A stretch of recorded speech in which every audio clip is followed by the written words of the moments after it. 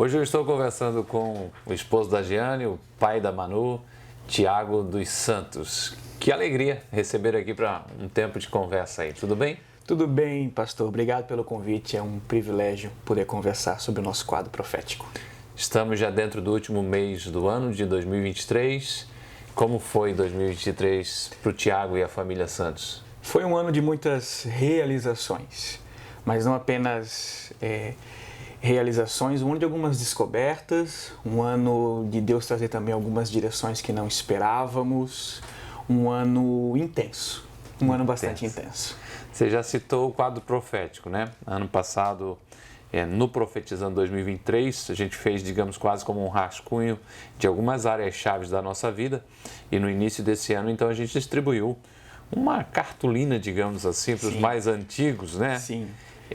Que tinha ali essas mesmas áreas para desenhar ou colar algumas figuras que apontavam esse alvo, essa direção, acreditando de que o fato de estar vendo, empenhando fé e cumprindo a nossa parte acaba sendo um ótimo caminho para ver coisas extraordinárias acontecer.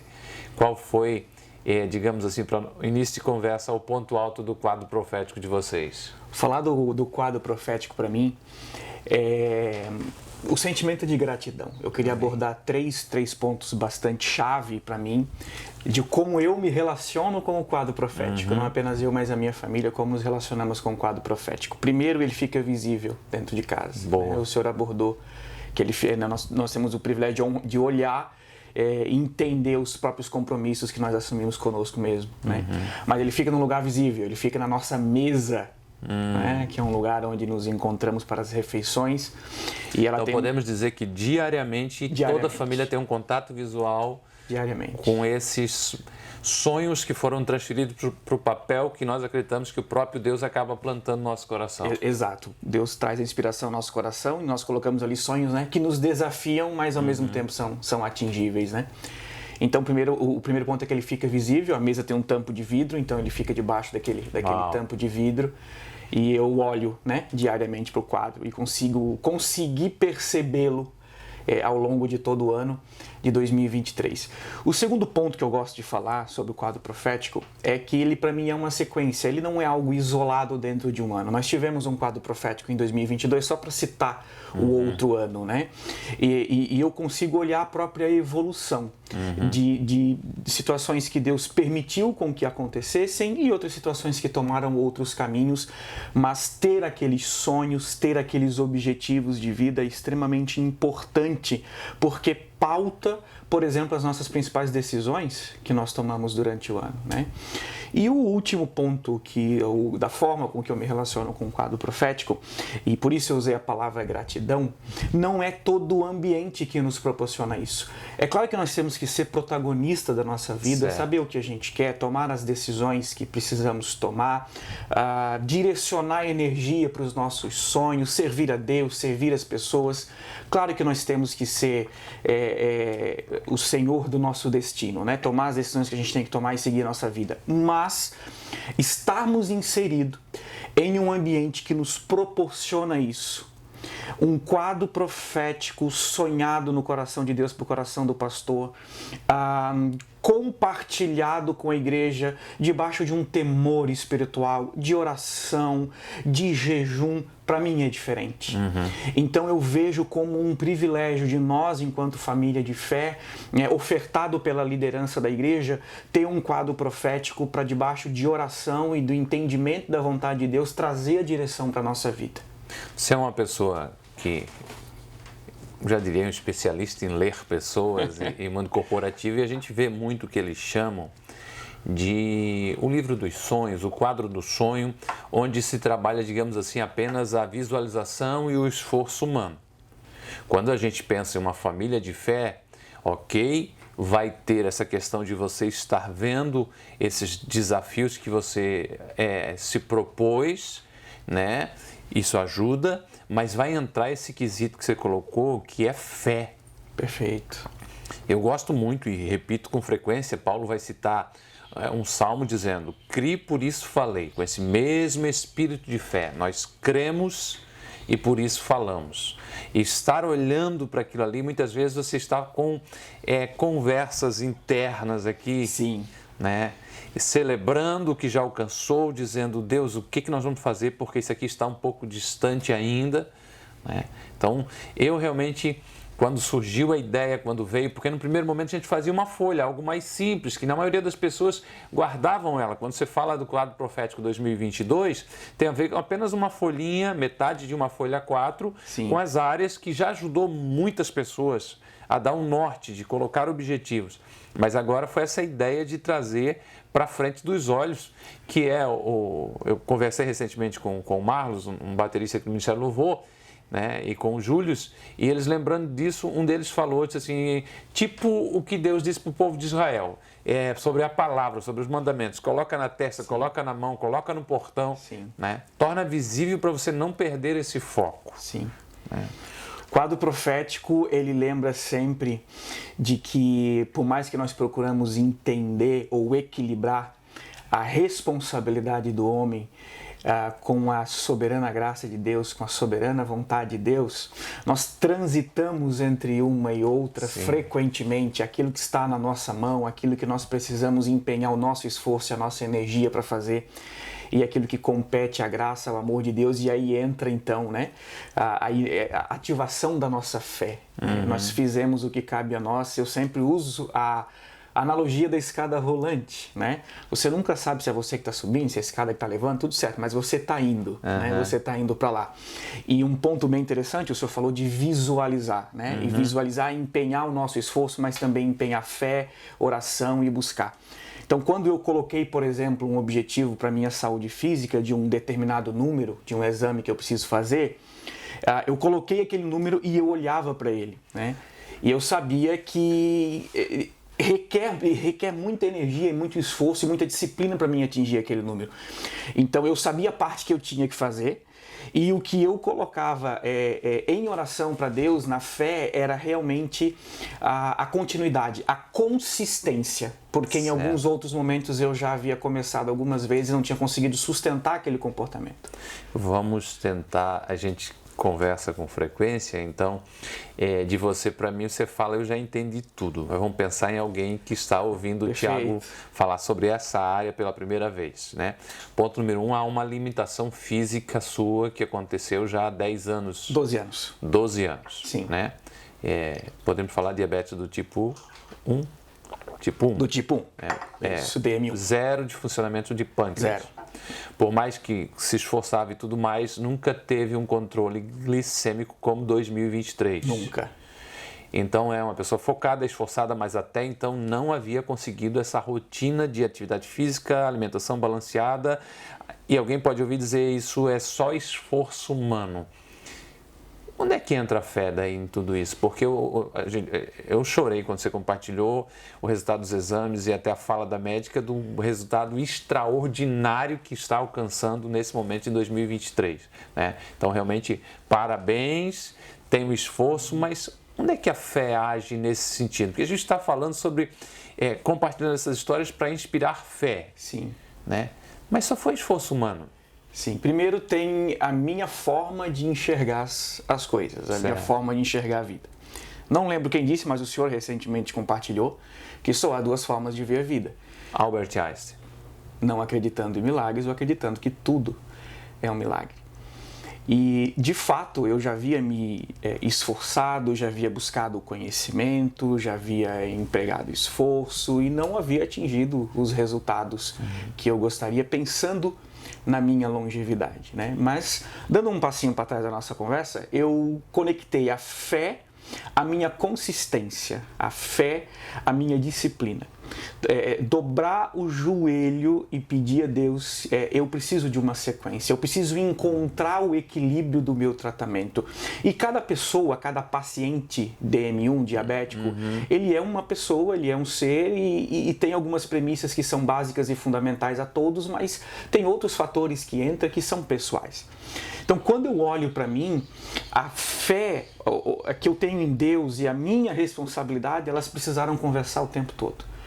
Então, só para tentar clarificar um pouquinho para as pessoas que nos assistem, existe um exame que é o exame principal para diagnosticar um diabetes e também para acompanhar a qualidade do tratamento desse diabético, que chama hemoglobina glicada. Ele é um número e este número estando até 5,5, essa pessoa é uma pessoa normal, com seu pâncreas operando, funcionando normalmente. De 5,5 a 6,5, essa pessoa é considerada pré-diabética. E acima de 6,5, essa pessoa então já é considerada uma pessoa diabética. Quando eu descobri o diabetes, como eu falei há 12 anos atrás, eu estava em 12,9. Uau! Eu tinha 5 anos de vida e olha lá.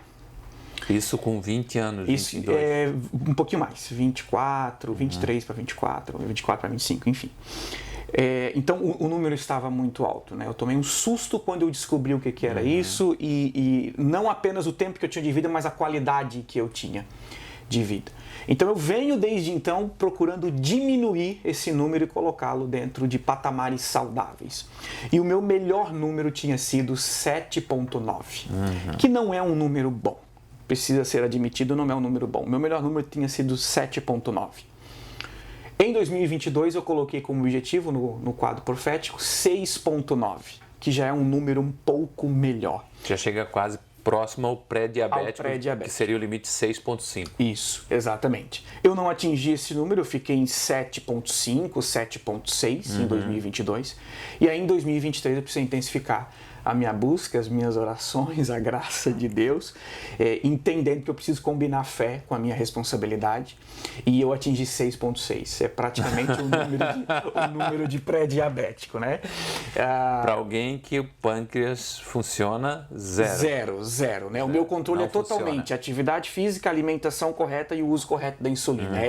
Nesse tripé que eu consegui construir esse número, né? Então, lembra do que eu falei do quadro profético de 22 para 23? A importância de você ver uma sequência, a importância de você não abrir mão de um sonho se não tivesse atingido ele naquela plenitude que você gostaria. Esse é um ponto legal, porque nós temos a nossa família que vai nos assistir aqui, a Com Ágape, e muitas pessoas fizeram quadro profético e alguns deles, quem sabe, um número alto, com pouco progresso, quem sabe. Sim. Como possivelmente a sua insulina glicada, como é que é? Hemoglobina glicada em 2022. Não atingiu. Mas aí é que chega, eu acho, esse novo momento pensando 2024. Né? Sim. Que eu creio que é ok, a gente se esforçou, já sabe o que funciona, o que não funciona, precisamos intensificar a oração, precisamos buscar novas formas. Né? Qual é o conselho para alguém? Porque a gente está celebrando que alcançou nesse momento, né? Uma das razões do quadro profético, né? Mas o que fazer pelas coisas que ainda não se alcançou? Persistência. Se essas coisas que ainda não alcançamos, elas estão conectadas com o nosso propósito, a nossa vocação, o nosso chamado. Claro, nós estamos aqui debatendo sobre a minha saúde, mas o quadro profético não se resumiu a isso. Mas eu entendo que a partir do meu cuidado com a saúde, isso reverberou em outras áreas da minha vida, onde eu atingi outros resultados que eu também tinha colocado como objetivo do quadro profético. Então é fazer a leitura, poxa, eu não atingi, dá um desânimo, bate assim, poxa, não consegui, o que eu deixei de fazer, o que eu preciso melhorar. Mas se esse objetivo ele está conectado com o nosso propósito de vida, com servir a Deus, com servir as pessoas, se vai melhorar a vida das pessoas que estão à nossa volta, se está conectado com a nossa vocação, é persistência, é encontrar o melhor caminho, é encontrar o equilíbrio. O que nós destacaríamos, vamos dizer assim, de um segundo ponto que estava lá também no quadro profético para 2023? Eu acredito que eu posso destacar a minha jornada profissional, né? Eu coloquei como objetivo no começo do ano conseguir uma tão sonhada promoção que eu já esperava há alguns anos e ela aconteceu em 16 de junho desse ano. Já tínhamos a escalação, vamos dizer assim, a proposta do trainee em dezembro? Em dezembro de 22, não. A proposta... Dezembro de 22, sim. O trainee é de 22. O trainee começou em 22. Começou ali. Em 22. Eu concluí em dezembro de 22 o trainee. Ok. Isso. E aí eu fiquei entre o programa e esse próximo passo que seria consolidar as minhas entregas profissionais para atingir a promoção que eu gostaria de receber. E chegou? Chegou em junho desse ano, foi muito celebrada, foi uma conquista muito importante para mim, e como eu disse, o cuidado com a minha saúde, ele está relacionado a isso também, porque acaba nos preparando, né? Mas quando a gente se cuida, a gente se prepara melhor para os nossos desafios, mas por mais que tenha a nossa energia, a nossa força, as nossas competências colocadas na nossa profissão, e aí nós atingimos resultados e esses resultados nos levam ao reconhecimento, à promoção e assim por diante, aqui eu dependi de uma série de outros fatores, mas precisaria de uma outra conversa. Aqui tem bastante milagre, nessa jornada tem bastante milagre, porque diversos fatores que não dependiam de mim, dependiam de toda uma análise, dependiam de pessoas, dependia de circunstância, de momento, ocasiões acontecerem, tempo certo. Um dos nomes de Deus é tempo, né? Então, o tempo certo de muitas coisas, de conexões, de pessoas. Então, sim, é mais uma vez uma prova, né? Esse objetivo profissional que eu atingi, uma prova de que a graça de Deus, a soberania de Deus, a vontade de Deus e a responsabilidade humana é duas asas do mesmo pássaro, não dá para separar. A gente tem levantado aqui também nessa mesa essa questão dessa parceria divina humana, né? Porque tem pessoas que querem agir, baixam a cabeça e trabalham e vai ser na força do meu braço, e às vezes acaba não acontecendo, alguns até alcançam algum sucesso, sim. Sim, sim. E outros que entram para ser minimamente educado em um comodismo esperando que Deus faça, né? Pensando agora na sua jornada profissional, né? Temos 3 anos de cooperativa agora. De retorno vai completar 3. O total vai 7. E foi algo incrível realmente, né? Como é que fica essa parceria humana e divina nessas conquistas, né? Eu anotei, coloquei aqui. Como é que eu faço agora? Eu só oro, eu só trabalho? Qual é esse balanço? Muito bem. Eu acredito que foi Charles Spurgeon que tinha todo um momento de meditação, né? Nas primeiras horas do dia, de devocional, de oração. E ele sempre dizia que esse momento fazia com que ele colocasse metade da energia necessária para resolver um problema. Pela sabedoria, pelo entendimento, pela conexão com Deus. Esse é um ponto para mim bastante relevante. Eu sou uma pessoa reflexiva por natureza, uma pessoa que gosta de pensar bastante, considerar cenários, analisar. E quando nós intensificamos isso e entendemos que a gente pode chamar de intuição, o mercado de trabalho hoje chama de intuição, nós cristãos sabemos que é outra coisa, né? A nossa conexão com o Pai, a nossa espiritualidade alinhada, direcionada, nutrida da forma correta, né? Domingo após domingo, por exemplo. Então, quando nós encontramos esse equilíbrio, ele é determinante para nós não polarizar nem na força do seu braço, né, nem na força do meu braço, e nem um comodismo. E aí eu posso usar o meu próprio retorno para a cooperativa como um exemplo disso. Porque o meu retorno para a cooperativa, ele tem data, 4/4/21. Quando o Senhor, ministrando sobre Pedro, sua tripla negação, seu triplo perdão lá com Cristo na beira da praia, o Senhor trouxe insights poderosos a respeito do perdão e a respeito do perdoar a si mesmo. Pedro tinha errado, né? E naquele dia eu fui extremamente impactado por Deus. O Senhor não costuma fazer muito isso, mas naquele dia convidou as pessoas à frente para dar um passo de fé. E quando alguém não faz algo rotineiramente decide fazer, eu aproveito, porque eu sei que tem coisa boa aí. E aí eu fui, e no altar, eu não vou dizer que foi uma visão, eu não sei o que foi, se foi um sonho acordado, eu não sei o que foi, mas Deus me levou ali na frente do altar para uma outra dimensão e me deu detalhadamente como eu deveria construir o meu retorno para a cooperativa. Que tu já tinha ensaiado sem sucesso anterior? Sim, já tinha tentado, não tinha acontecido. E Deus me trouxe detalhadamente o que eu deveria fazer. Isso era um domingo. Então, no dia 5/4, eu saí fazendo.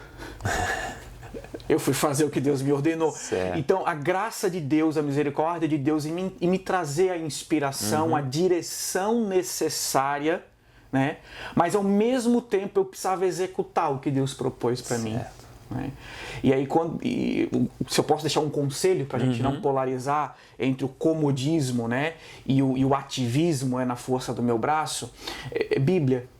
Os exemplos bíblicos de onde Deus traz a direção, a orientação, mas cabe a nós executar o plano de Deus. No silêncio de Deus, muitas vezes a gente tem que esperar o que vai fazer, mas na direção de Deus a gente tem que ter pressa em agir também. Tem que ter pressa em agir. Não dá para ficar esperando, né? Se Deus iluminou, se Deus trouxe a direção, é o momento de executar.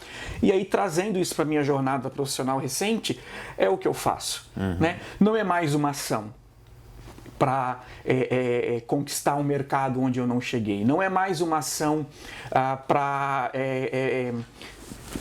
trazer uma abrangência maior num produto ou num serviço. Não é mais uma estratégia de alavancar um item que eu preciso alavancar dentro do meu ambiente de trabalho. Eu faço tudo com essa perspectiva de que eu encontro em Deus essa sabedoria e essa direção para conduzir as coisas, e aí o resultado vem. E aí o resultado vem. Eu vou dizer que foi sorte.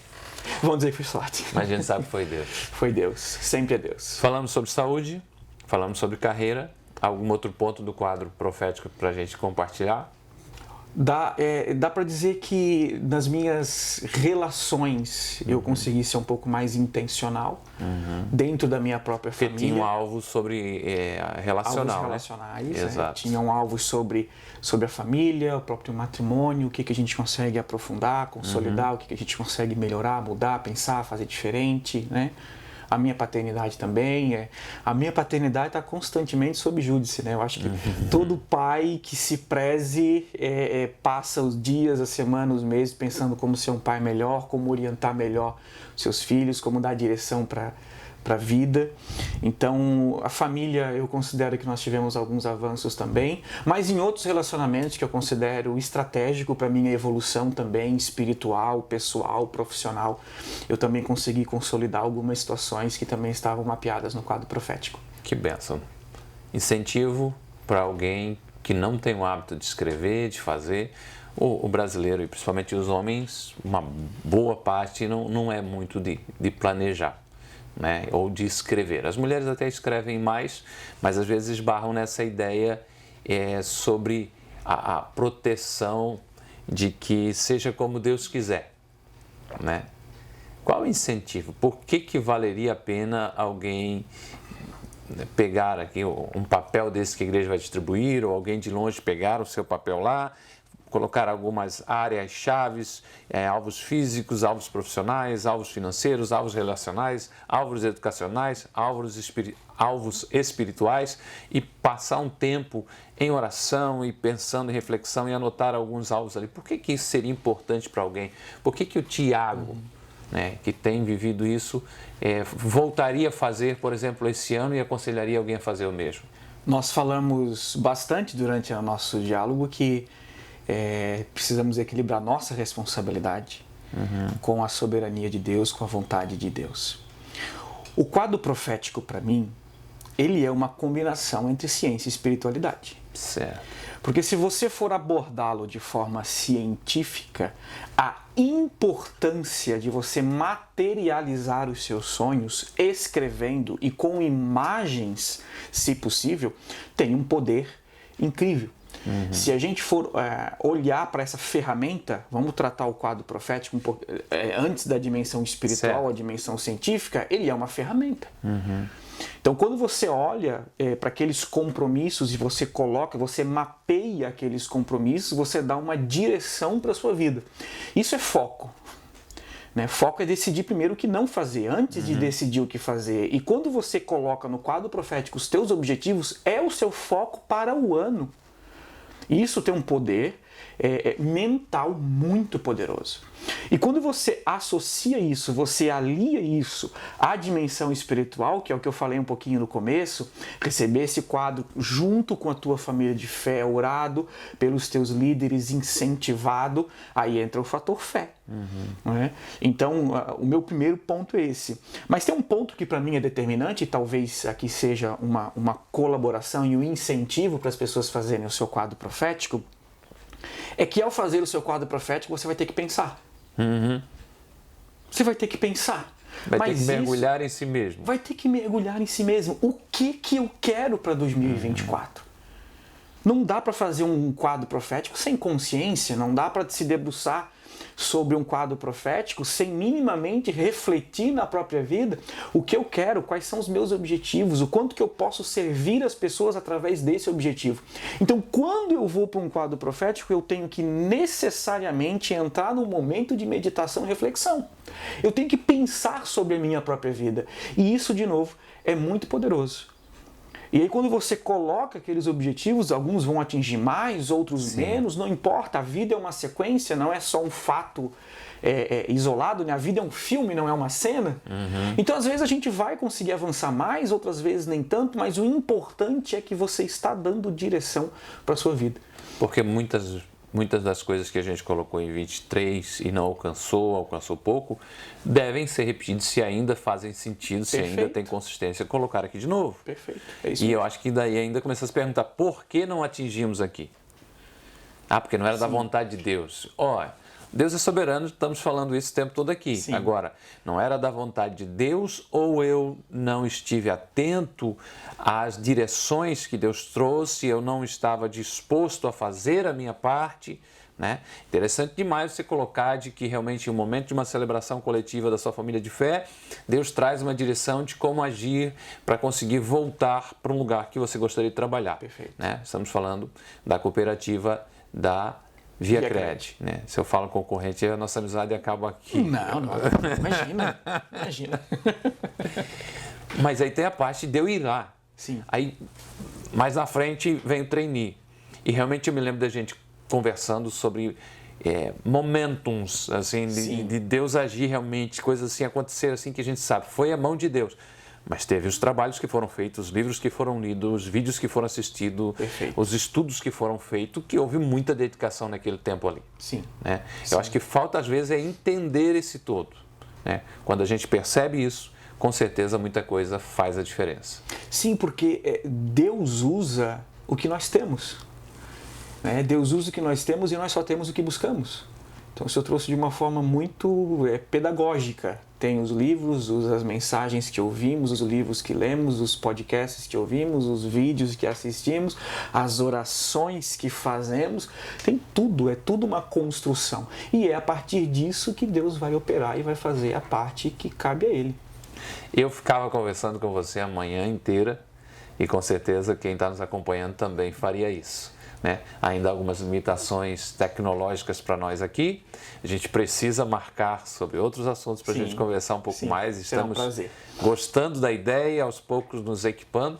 Mas queria agradecer por esse tempo, pela inspiração que você tem sido. Que Deus continue abençoando sua vida, da Jeane, da Manu. Amém. E continue sendo esse canal de bênção sobre a nossa família de fé. Amém. Obrigado pela oportunidade, pelo privilégio. Um abraço. Abraço. Deus abençoe. Amém.